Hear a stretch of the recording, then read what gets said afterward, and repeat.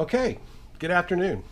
I thought I might just explain the process that we go through to produce a track of music and then create stems for that track and just kind of walk through the process a little bit. This is a piece of music for the Smoky Mountain Opry. It's for their Christmas show, a song called Man with the Bag. I think Kelly Pickler actually cut this. This song started with piano only. And so we did that so that we could get approval from the show directors and the choreographers as to the tempo, the form, and the key of the song. So we just started with piano.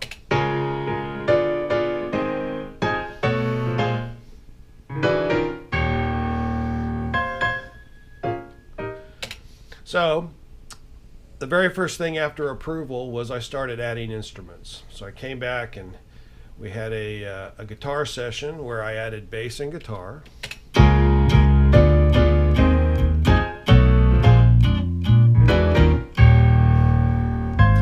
Which we then sent off to the client and the director and the choreographer for approval once again. And after that came back, I did a brass session because this is a big band tune. Naturally, there's going to be a lot of brass.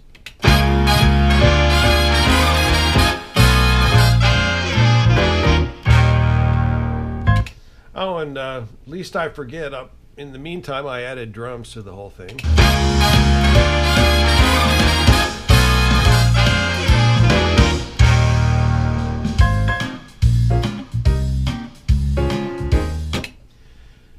So as you can see, throughout this process, we have been building this track right from the beginning, starting with just one person other than myself, a keyboard player.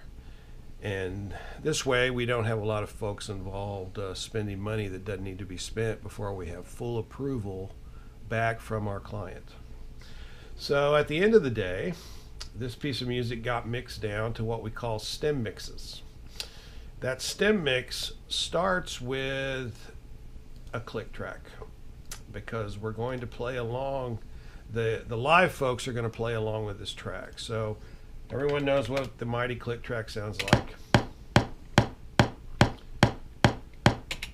In this case, I always add a verbal count off so that there's no question as to where we're starting, where the downbeat of the song is. A 1, 2, 3, 4, 1, 2. So then I go about the task of laying over the various stems. So the first thing I laid over was drums. 4, 1, 2.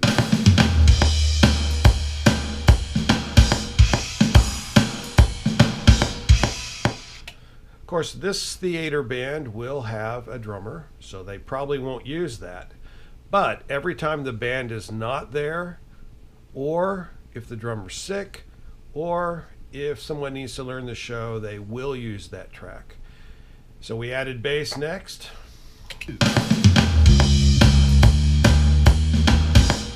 As you can see, it's on its own track, so we have total control of it. That's called the bass stem. And then so on and so forth, piano, guitars, and then of course here is the brass.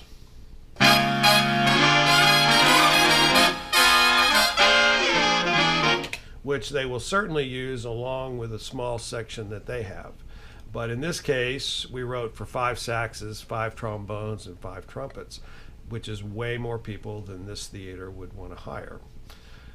And if there were vocals, we'd have a vocal stem, probably depending on the way the part was written, SATB, or just a stereo track of background vocals.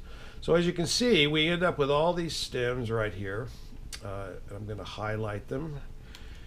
Okay, and then at the end of the day, we'll go into another program called Ableton Live, and we'll drop these stems into Ableton, and I'll assign a program number to them, like 1, 2, 3, or 4. However, they're going to appear in the show.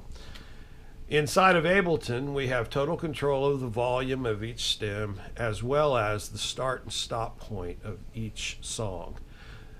So if it's a conducted show, the conductor or the keyboard player or the drummer, whoever's leading the way, can trigger the start of every song however they want to, whenever they want to, from whatever they want to. It might be a laptop, it might be a drum pad, it might be a MIDI command from a keyboard. But at the end of the day, we have separate control of all the elements, and we will mute the tracks that are being covered live. So that's basically our process, and thanks for listening.